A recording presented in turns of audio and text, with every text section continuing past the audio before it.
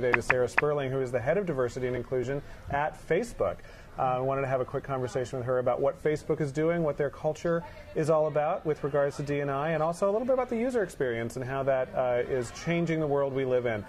So welcome, Sarah. Thank you. Is this your first time at a SHRM Diversity Conference? First time at a SHRM Diversity Conference and first time in Chicago. Okay. So a lot of firsts for me. Fantastic. Yeah. You enjoying Chicago? Loving Chicago. Yeah, coolest city in the world, right? Yeah, it really is. So tell me a little bit about Facebook's culture around diversity and inclusion, either what it was when you got there and maybe your vision about what you hope it can be. You know, we really want people to come on Facebook and also to our workplace being their authentic self.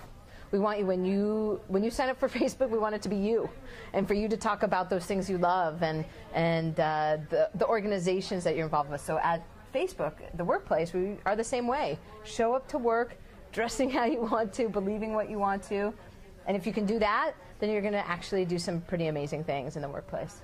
So we've heard a lot about how diversity drives innovation, and when you're in the space of social networking, which is such a new field anyway, and imagine that innovation makes all the difference for your business success. Do you kind of have that belief at Facebook, and if so, how do you drive that? How do you try to get the most diverse population you can in the same room to work out some of these problems? Yeah, absolutely. I mean, especially with designing a page like Facebook, you want to have as many unique perspectives as you can, given that our user base is the world, right? So we don't want to just have one particular group doing things for the Facebook pages. What we do at Facebook, we're a hack culture, and so we do things called hackathons.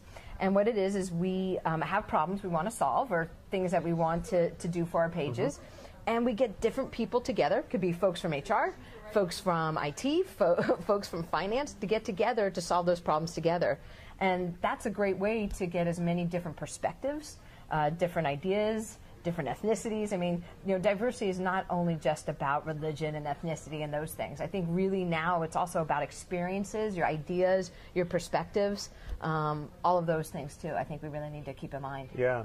Looking at some of those traditional categories, though, we also hear a lot about how the STEM fields, the science, technology, engineering, and math, it can be a challenge to bring on women and people of color, ethnic minorities in large numbers. Have you found that you've had a challenge doing that at Facebook, or are you such an employer of choice that people are just kind of drawn to you? Yeah, you know, we have all the same challenges that all the other tech companies do. I mean, really, I think what we're focusing on, we have a team of people that are really focusing on that, of helping with the pipeline. I mean, it's one thing to be concerned about the people that we're going to bring into Facebook, but we also are taking a step farther and really going out there and talking to young women, you know, talking to different communities, if it's you know, the Black community or the Hispanic or Latino community, about the tech field. So, you know, it's one thing to be fixated on the people coming into our company, but we also really just want to make sure that we help sort of the pipeline. The pipeline is what it is right now, right? You can't make the pipeline any bigger with the current folks that are coming in. So all of us companies are fighting for the same people in this pipeline. So you know, we're doing that, but we also want to take it a step farther. Great. Well, switching gears a little bit and talking about the user experience now, I notice, especially this is an election year, right? So everyone's political opinions are all over Facebook. I cannot watch a presidential debate now without live Facebooking the whole thing and just kind of seeing all the... And I notice, for me, that, you know, if I were to just look at the people that I am in routine face-to-face contact with every day, pretty much think like I do politically. But I've reconnected with a whole lot of folks from high school who have a very different political ideology, and it's really the only way I can experience what the other side of that divide looks like in this polarized world we live in. Do you feel like Facebook is doing great things in terms of giving people exposure to ideas that they might not be in contact with had the world of social networking never happened? Yes.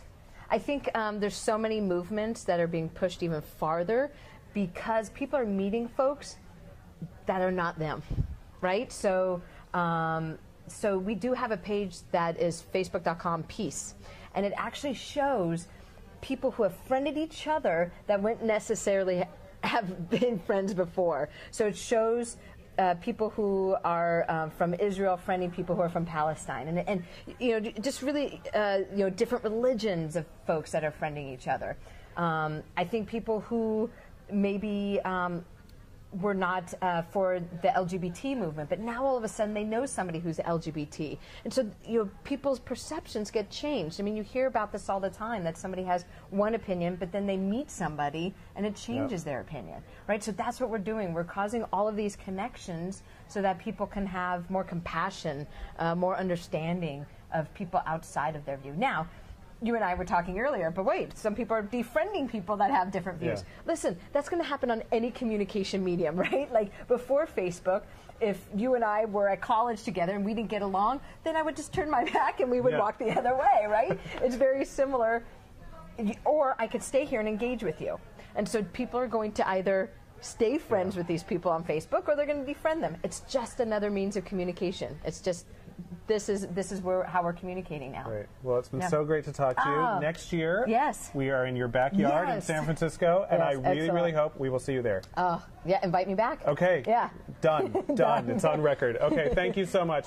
Thanks, everyone. And